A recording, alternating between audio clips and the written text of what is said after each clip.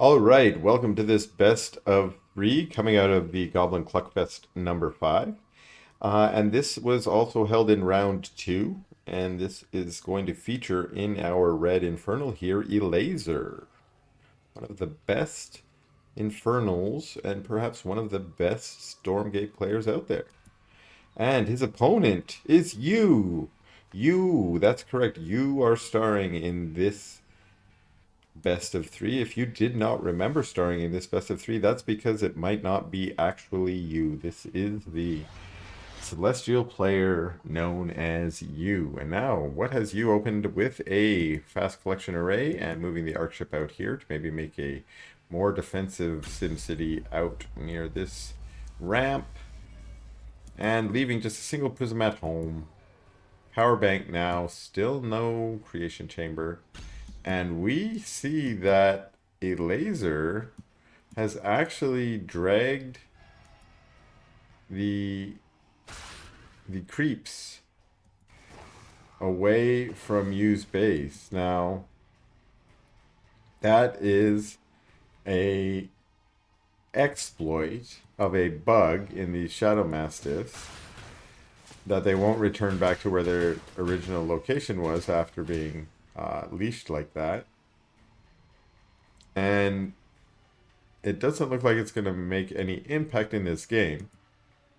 But the reason why you would do this is if your celestial player or opponent has expanded here instead, then they would create their creation chamber and hover their arc ship here and use the laser beam to shoot these.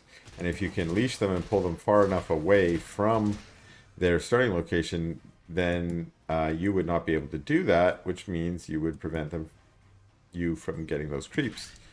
Now, Elazer, like I said, that didn't actually impact anything because you took a different build at the beginning. But that could have been a pretty good play. But I should also mention that in this tournament that it is not intended for that exploit to be allowed. And I think that was not made super clear at the beginning of the tournament. No one was upset about it as a result. But after this game, I remember APOP just making a announcement to everyone, hey, remember, let's not leash any mobs, any creeps. And again, the reason behind that is not because it's not considered to be skillful play, which certainly it was a strategic and tactical choice to do that, but rather because it is currently commonly believed by the community, and I believe we have confirmation from the devs, that that is not the intended behavior of the Shadow Mastiffs, and so it is seen to be an exploit as opposed to, using the intended build. And so for that reason, it has been considered for a lot of tournaments to just be out of bounds. We're now getting a skirmish here. Now Argents versus Gaunts. Gaunts with the speed boost, but Gaunts are kind of squishy, and Argents, especially when they got power, are a little bit, they're kind of dangerous units to get up against. Now, once they lose that power, they start to feel a little bit easier to deal with. But we have half of the units powered up and half not. And the U is just going right up into the base, going for the imps, managing to get one, managing to get another one, but using a lot of that power on the imps. Or energy, I should say. And now retreating back without any of that energy. These Gaunts are dangerous. Oh no, fighting here right on the Gaunts, and yeah, that looks dangerous for sure. I wouldn't necessarily want to fight there. It looks like we do have Plague Axes done, yeah, so some of those Argents now infested after getting some of those Plague Axe chops in their back. And Elazer just happy to come back and maybe get some of that Shroud Skin from the effigy and take out the Vision Camp. This camp has been claimed by Elazer, I gather, much earlier. And now Yu's trying to go back and claim it. Maybe that was a fiend up there that snatched that. I don't remember Elazer going up there. And there is a sneaky fiend just chilling out in the base. No one knows I'm here. Just eating the snacks in the fridge and putting his feet up on the sofa. Kind of that unwanted house guest. Now we got a nice conflict going on. Those initial artists trying to pull back so that the weak ones do not damage, and there's a Sovereign's Watch on the high ground, and the Gaunts of Elazer decide, I can't take that. I'm moving home. And one of the skills that I think that these high-level players have that I certainly don't, and that some of us lower-level players do not, is the ability to just sort of look at that composition and say, hey, I've got, 10 or 12 Gaunts. That's up against, equal numbers of Argents. Argents are going to win that battle. And instead of sitting there and fighting the battle, which is what I do, and then being like, why did all my Gaunts disappear? You can preserve your army. So what Elazer was able to do is march that army away, maybe only lose 1 or 2 Gaunts in the retreat, and still have all those Gaunts and not have to learn the lesson on the battlefield.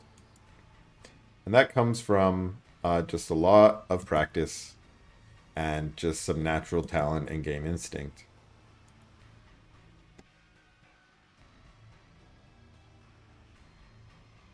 Now this is what I like to see. A single Gaunt trying to take that instead of moving the whole army up and advertising the strength of that army. Same thing here, maybe just a handful of those Gaunts moving up, although those other Gaunts I think were there for a moment. You don't necessarily need to broadcast to your opponent your full composition and your unit positions every time you're trying to capture a tower that they might already own. Now here's some Gaunts just trying to be a little bit annoying with a harass. It looks like they're going to take out a power bank before retreating. A Saber, though, was able to get some pretty good shots on them, and one of them went down. And now these Argents are going to try and chase them down before they can get home. They are pretty speedy little Gaunts. So they got those Reapers Rush legs. Yeah, those are Reapers rushing across the map there. Can't catch me. That was a nice little strike force. In and out, maybe losing a couple Gaunts, but taking out a power bank. Any chance you can take out a power bank is always good. We now see that U is on pretty low power, not on red power yet, but pretty close. And now it looks like U's trying to do the same thing. A little strike force here of Argents with that Purifier going down to make sure that they're staying high on energy. But we got a huge flank of Gaunts coming in from the other side. And, well, luckily there are some Sabers that they can retreat to. A Nightfall Infestation going down, a Lash on the Sabers, so the Sabers getting some initial shots in, but then going down, and the Weavers just doing a lot of tanking, and a few Fiends showing up from this infested Argents are now chasing the Argents down, and these Gaunts just want to, take as many casualties from those Argents as possible, and the Argents just hoping to get home safely while kiting a little bit. Another Saber on the high ground. Do we see another effigy go down here? An effigy would have been very helpful, although there was that Purify on the Argents, which would clear up any infest as well as give them the energy. We've got a nice little buddy team here with single Weaver and a single Fiend. Best friends. Unlikely besties. Got a single Gaunt down here. Again, this is what I like to see. A single unit just broken off to do the job. I usually use Fiends if I can, but Gaunts are also really good at this because they're speedy. When you've got that Reaper's Rush on them, you can rush out, capture the tower, and rush back again. Now, what are these units doing? It looked like they were thinking to capture it, but it looked like it refreshed while they were on their way here. And now what we got, kind of a full army moving out. Surprisingly, at this point, our supplies aren't super high. I wonder what that's about. Maybe just some of these skirmishes have helped keep them low. Sovereign's Watch going down at the last minute, but just not soon enough. And here we have some Sabers. Okay, now we're seeing where that supply is of use. It's in all these Sabers. I'm just thinking the armies look kind of small relative to supply, but maybe it's just because there's some high supply units like Sabers in there, with a nice Argent Ball front line to help keep them alive.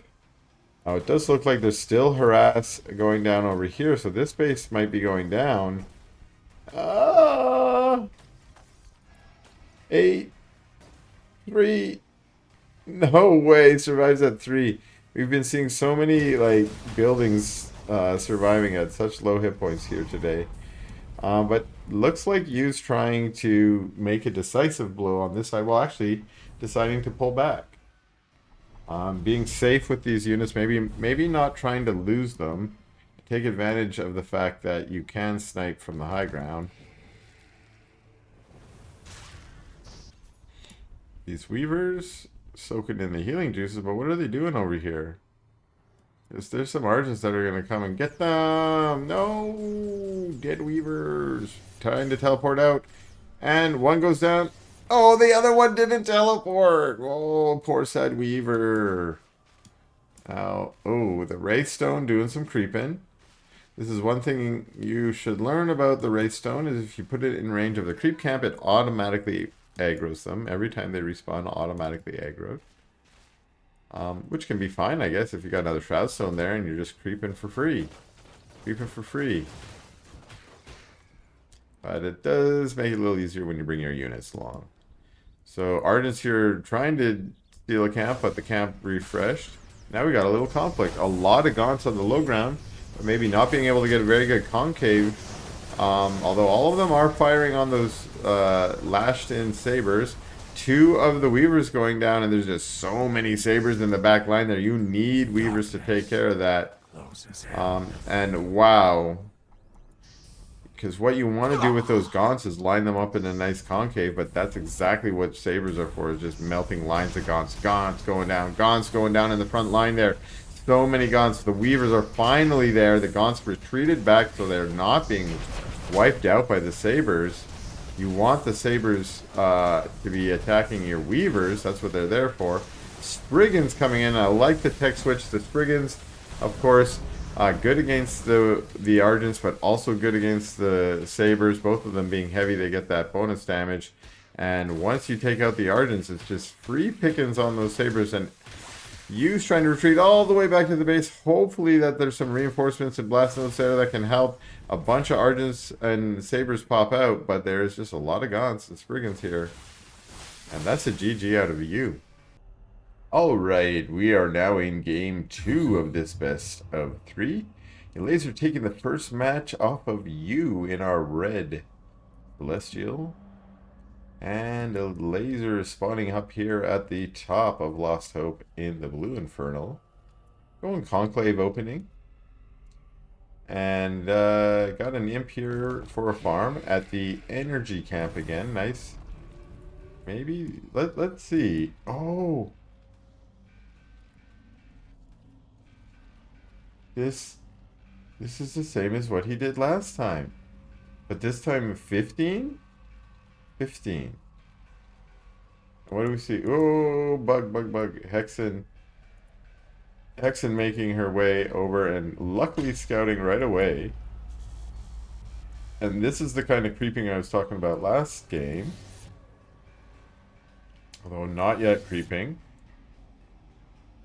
Using that laser to melt the creeps. And we've got Gaunts coming out to creep here and going straight, for the health camp. We see the Sovereign's Watch creeping down here. No vault added yet. This is a different build. It doesn't look like he's taken any off of Ethereum. Although that one, so he is selecting that one to maybe go build what? A vault, a farm, an expo. Expo based on how much money he's got. We get an expo there. Finally creep that camp. Probably gonna go creep the energy next. We had this camp come out. The Argent pops out of the creation chamber to claim the camp. Second Argent out, and we're gonna see creeping on the speed camp over here. Energy camp was the second choice for Elazer. Again, remember, that gives you Ethereum. Let's see if we can see. I think it's 30? 25, it looked like. 25 Ethereum. And building the Gaunts down to 82. Like, did he have anyone? It didn't look like he was mining at the moment, but they do take a while. They walk over there and they all swipe. So if they're all synced up, it takes a while. You'll get a big burst every once in a while when they show up again. Argent's trying to creep these, but the fiends of Elazer are being annoying and trying to steal it. And I'm trying not to. Oh, trying not to see. I mentioned in the first game how they were Elazer leashed the Elazer pulled the creeps away from the camp, and they were all reminded, please don't do that. And uh, you was pulling them towards his. I think that's an okay and healthy way to do it. If your intention is just to actually kill the creeps and you're just kiting them, that should be totally allowed. I think it's just when there's really two ways that it's considered sort of negative. One where you're just trying to mess with the creeping of your opponent is considered maybe not good. And then another way, which is kind of annoying, is you can leash them and drag them to your opponent's base and have them be chaotic and havoc. And that's considered just sort of bad style as well. So all we saw there was you trying to say, I'm not doing that, but I don't think he was. And now we're getting this skirmish here right out on the map, which is not looking super advantageous for these Argents. So they're rushing home. Now we don't have Plague Axes yet. The thing is, when you see your infernal opponent summon an effigy under their gaunt ball, you just assume there's Plague Axes. I mean, sure, he might be just trying to get some Shroud Skin going on, but you know, the threat is always there, and you want to be wary of it. So definitely, oh, this is a nice little kind of cutting off some of those reinforcements. And maybe if you wanted to, you could maybe melt that farm. There's lots of power on these units. Now, when you have power or energy for your Argents, the question is, well, what do I want to waste that on? Or use that on, I should say. You don't want to waste it on anything. And taking out a big camp like this is maybe a good choice. But when you're done, you now need to get more energy. Oh, I like this. Some of these units, I don't know if I can see it, but they don't seem like they're spending their energy on those other creeps, which is something you can actually do with Argents and high-level players. Do that is you can turn their energy use off. It's normally on autocast, so if they have energy, they will automatically try and use it. But if you want to, now they're all powered up here. I'm not sure if that's from the just natural energy regen. I think not. It was probably from getting a purify or something. But yeah, if you turn it off, then you can turn it on when you get in an engagement with your opponent. Okay, it is just the energy regen. The energy regen, I guess, is quite fast when you're out of battle, if I remember correctly. When you're out of battle, if you're not taking damage or shooting, I think your energy regen is fast. But if you are in battle, then your energy regen is slowed down. Now, because this is an Argent ball, if I was you, I'd try and get this camp. Hopefully he goes for this camp next. I'm not sure where this Argent's going. But the energy camps increase your energy regen, which will mean you'll stay powered even faster. And I think what it does boost is your energy regen no matter what, where the energy regen out of combat is what is pretty good for the Argents. And that will also increase your energy regen in combat to make sure that you are regenerating in combat. Now, did he turn it off again? No, he did not turn it off again for this one. He let all of his Argents use all of its energy. And still not claiming this camp. Not sure I like that. More Argents being added. And so far, Elazer, we've been watching you kind of creep with his Argents, and Elazer has also creeped on his side. He's now redoing his creep. Is up to 3 bases, adding 2 conclaves. This is a greater shrine with Reaper's Rush right on the way. So going for a heavy gaunt play here. More conclave. I don't even see a vault. Not even a vault out. This is going to be Gaunts, Gaunts, Gaunts, and probably Weavers added. And we now see the Sabers added from you. The Sabers did quite well last game, even if they did not win them the game. They melted so many Gaunts.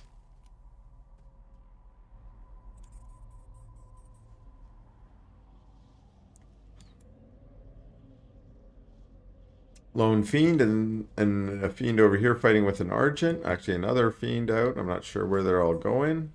They have missions. They know what they're for. They're a laser Fiend, so they're the best Fiends out there. Where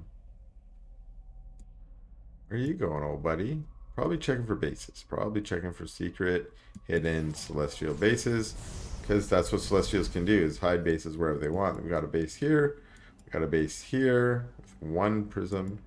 We got a base here with 2 prisms. 1 base here with 2 prisms as well. Oh, geez, a base here. A base here.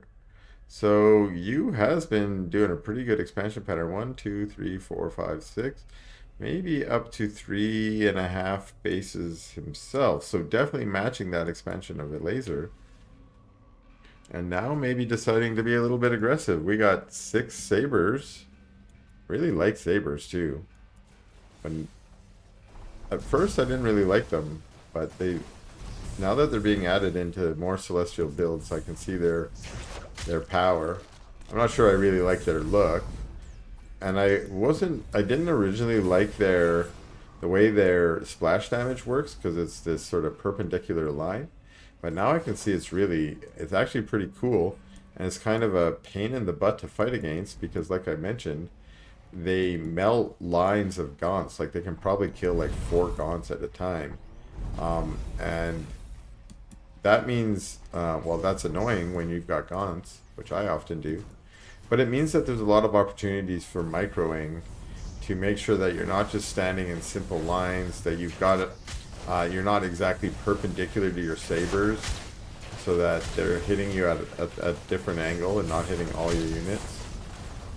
Which is kind of what happened in this battle, which actually ended up kind of being very useful for Elazer.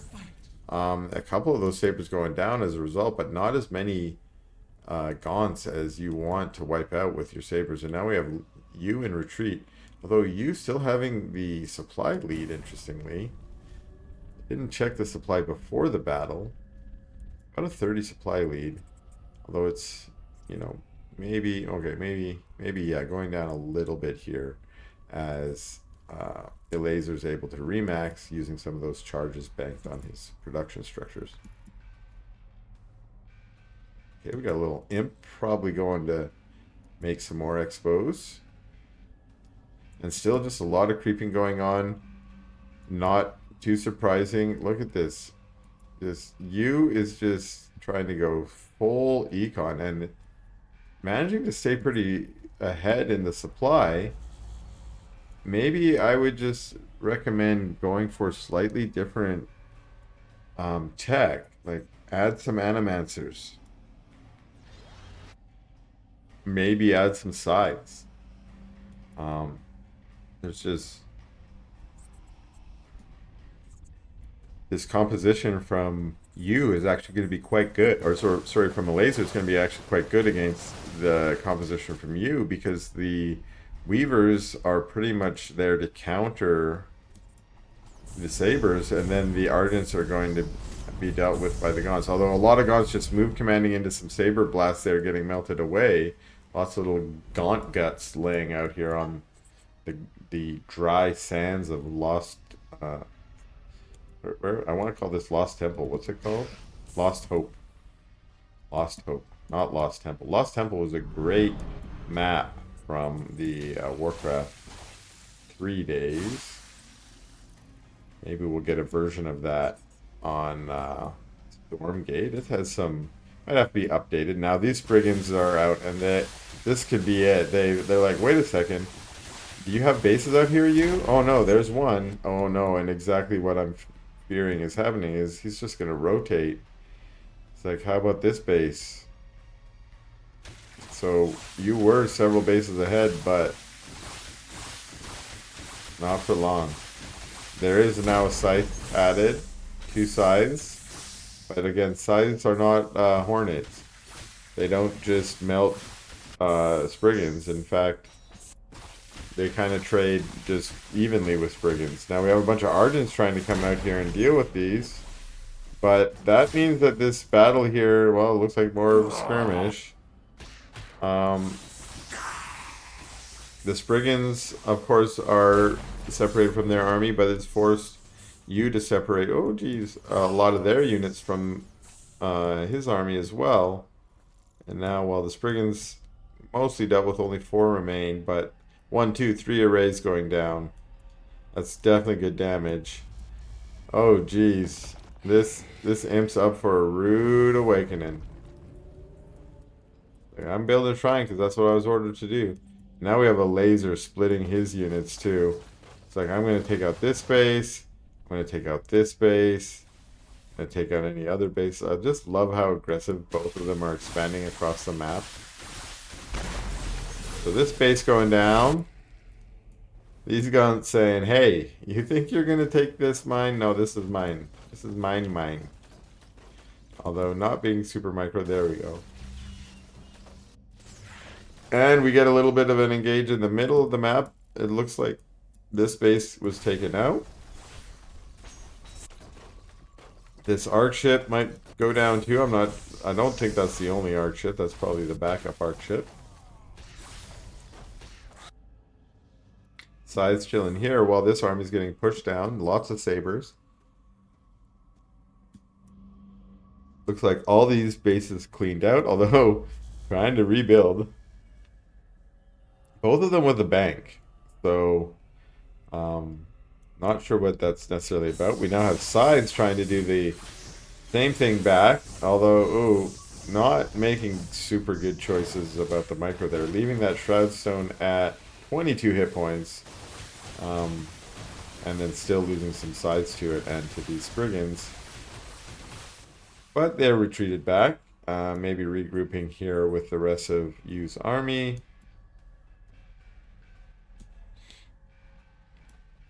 These units also may be regrouping, saying we've taken care of those bases and the harass that we were trying to do. And we have this big main ball here as well.